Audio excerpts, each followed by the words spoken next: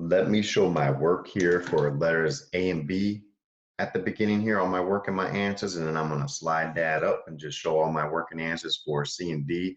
If you can kind of make some sense and just need to see certain parts of it, or feel free to fast forward to a certain part if you need that.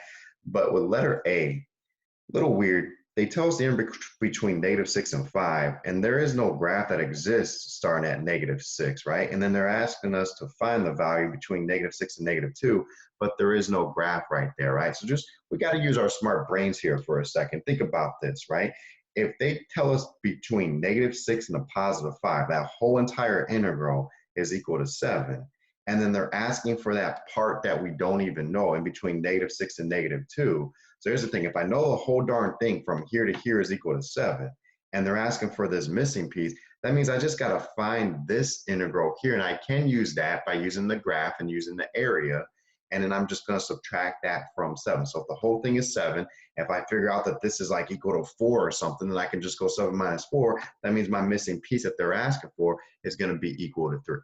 So what I'm going to do is just do an integral in between -2 and 5 and find out what that is. Remember, you're doing the area between the curve and the x-axis. So don't start making up your own stuff here. You're going like this little triangle here between the curve and the x-axis, curve and the x-axis. Now, what I noticed here, these two triangles had the same area. So that was above the x-axis, that was below the x-axis. So those areas are going to cancel out. So what I started with was right here at 0 with this little small, little itty bitty triangle right there. I did 1/2 base times height.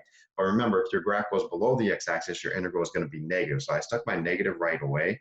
I did 1/2 times my base times the height. Now this base, if you're not sure that that's 1/2, use the slope idea. So to get from this nice point to this nice point, we went up 2 over 1. So if you go up 2 over 1, just cut both of those in half. That means you can go up 1 over 1/2, and that base is 1/2, and then the height is equal to 1. So that's the area of that little bitty triangle. And then you have this bigger triangle right here. Now from here to 2, that's 1.5. So I'm going to go 1/2 times the base, which is 1.5 or 3 over 2, times it by the height, which is 3. That's above the x-axis, so I add that in. And then when you do this area here, you're doing between the curve and the x-axis. So that's this guy right here. Now they tell us that this is a quarter of a circle centered at this 0.5 comma 3. Now, if I want to find this area, here's what I'm going to need to do. I'm going to need to find the area of this rectangle, which is actually a square here, and I'm going to need to subtract out the area of that quarter of a circle there. So the area that it was a let's see, 1, 2, 3, and then 1, 2, 3. It was a 3 by 3 square. So the area of that square is 9. And we're going to subtract out the area of this semicircle. That'll give me that shaded area right there. So it's not a semicircle, a quarter of a circle. So it's pi r squared divided by 4. We'll subtract it out, and that'll give us that shaded region right there. So there's my work for that. And then no calculator on this one, but that was -1 over 4. This is 9 over 4. So that was just easy. 8 over 4, which is 2. There's my 9. So that's 11. And then that's 11 minus 9 power 4. Now that's not our final answer here. Here's what we got to figure out, is this missing region in between -6 and -2. So technically, here's the way we said we're going to subtract that from 7. You kind of go straight to the answer. But here's why that makes sense. If you got between -6 and 5, that's the whole thing. From your start to the end, from -6 to 5, that equals the integral between -6 and -2 plus the integral between -2 and 5. It's just if you have a big stick and you break it in a couple different pieces, the big stick is equal to the integral of the little piece plus the bigger piece.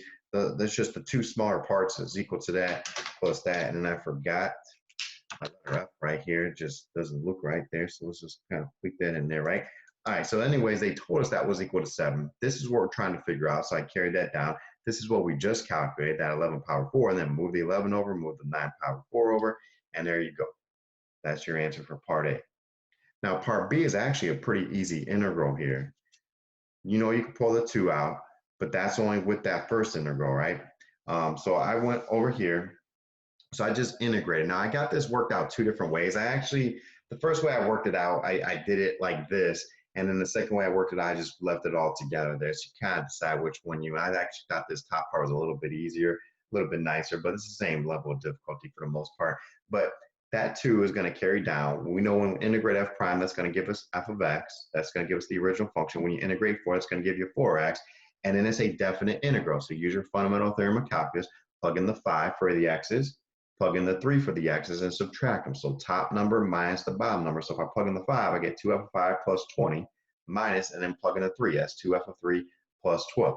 And then f of 5, this is the graph of f. So when I tell you f of 5, at first I kind of read through here, and it didn't really say, but this is the graph of f. And that just means when x equals 5, what's your y value? So that's the 0.5 comma 0. So that's equal to 0. And then you had 4 times 5, which is 20. And then f of 3 was in the middle. Now, instead of trying to find this equation on your own, it kind of tells us right here. It says it has a point. This is the point on the graph of f. So it gives us what that y value is. That's where I got that 3 minus square root of 5. And then you got your 4 times 3, which get to 12 there, right? And then 20 minus 12, or that's, I distributed the negative 2 there. And then you kind of see my work, the 20 minus 12. 20 minus 6 was 14, minus 12 gave me the 2, plus that 2 radical 5. And another way you could do is just do 2 separate integrals. So you could integrate that and get 2f of x, plug in the 5, plug in the 3, right? And get that. And then you could integrate the 4, get 4x, plug in the 5, plug in the 3, and get that. That seems to be a little bit quicker. It's all pretty much the same stuff there, right? All right, now, letter C tells us g is the integral of f. And right away I wrote down, that means that when you do the derivative of the integral, you just get the inside function, right? So that means g prime is equal to f, g double prime is equal to f prime. Turns out I didn't use this part at all, I was just using that, that's why I boxed it. But you want to find the absolute max. Now when you find an absolute extrema over a closed interval, you got to do an XY chart and check the endpoints of those intervals and any critical numbers. The critical numbers is where the derivative is equal to 0, right? And so if g prime is equal to f, this is my f graph, which means that's also my g prime graph. So if I want to find critical numbers to check on my chart here, that's where the derivative graph, that's where that f graph is equal to 0. That's where it crosses the x-axis. You're talking at x equals -1 and x equals 1/2. That's, those are, the critical numbers right there. Now, the reason I'm not bothering to check the x equals 1/2 is because it asks me to find an absolute max. And that's why I wrote down right here a relative max, or like the critical number would be like your relative extrema, and then you'll check them in your chart to see if it's the absolute extrema, right? So I said a relative max is where that g prime equals f graph changes from positive to negative. So at x equals -1, this is the derivative of g graph. That graph changed from positive to negative, from above to below. So that means that's a relative max right there. And this is, I'm asking to do the maximum. That's why I squeeze that in right there. Now, you could put the 1/2 in there if you want, but when that 1/2, the derivative changes from negative to positive, which is going to be a relative min. So it's not going to be an absolute maximum, but you can put the 1/2 in there, do the integral just like the other numbers that we're about to do, and it's just not going to be the highest number there. But they'll have on the rubric, are you checking all the candidates? Did you identify that x equals -1 and check all the candidates? And then did you get your right answer right there?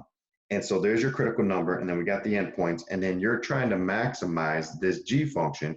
So you're taking these x's, plugging them in right there. So you're gonna do the integral between -2 and -1, the integral between -2 and 0, and then the integral between -2 and the 5. Now, when you do in between -2 and -1, that's just this one little triangle right here. That's just the area. It's above the x-axis, 1/2 times base times height. That's 1/2 times 1 times 1, so get 1/2. And then when you plug in -2 for that x, the integral between -2 and a -2, anytime you integrate from the same number to the same number, you're going to get 0 there. That's just like the area of a point. And then here, when you integrate between -2 and 5, luckily, this is what we already calculated right up here in that part A. That's the 11 minus 9 pi over 4. And then you could tell which is the max right here, because if you approximate the pi is about 3, let's just say it's about 3, then you got 9 times 3, which is 27 over 4. 27 over 4, that's like 6 3/4 there. Even if you kind of round that to about 7 and go 11 minus 7, you're getting something close to 4, which is bigger than 1/2 right there. So that's your highest y value. So if they want to find the maximum, then you got to tell me what that y value is. If it says where does the maximum occur at, then they want that x value. But there's your y value for your maximum right there. Now, when I saw there's a limit, I thought for sure right away, I was like, man, they're probably going to set this up to be like a L'Hopital's rule or something. But this ended up not being L'Hopital's rule. So your number one thing when you do limits, remember, is to just plug in that number. And if you could get an answer, great. And then if you get 0 over 0 or infinity, then do a couple of derivatives. Do your L'Hopital's rule, do a derivative of the top and the bottom separately, and then plug in and see what you're working with right there. Now, so if I just plug in 1, 10 to the versus 10, and then I have 3 times f prime of 1, And when I plug in 1 there, I get f of 1 minus arctangent of 1. Now, I knew this wasn't L'Hopital's rule right away because I knew arctangent of 1 was pi over 4. That's the angle whose tangent is equal to 1. That was pi over 4. So I was like, well, I'm not getting 0 out of this thing, which means I'm not going to be using that L'Hopital's rule right there, although, you know, they could easily throw that in on us. All right. Now, f prime of 1, you got to be able to get this right answer there. So all these different pieces. So f prime of 1, this is the graph of f. So to go from f to f prime, that's your derivative, which is your slope. That's the slope of that f graph at x equals 1. So at x equals 1, I mean, that's just the slope of that line segment. You're going up 2 over 1. That's how I'm getting the 2 there, just as the slope. So I got 10 minus 6, which is 4. And then f of 1, that means on your f graph, when your x equals 1, what is your y value, which is equal to 1? So you got 1 minus pi over 4. So you are allowed to just leave it like that. If you want to do the thing where you get rid of your complex fraction, I know I'm a little more comfortable just doing that because I love complex fractions. I like to always get rid of those. But you could have left it like that, or you can get rid of it and get that as your final answer. So good problem there. Lifesavers.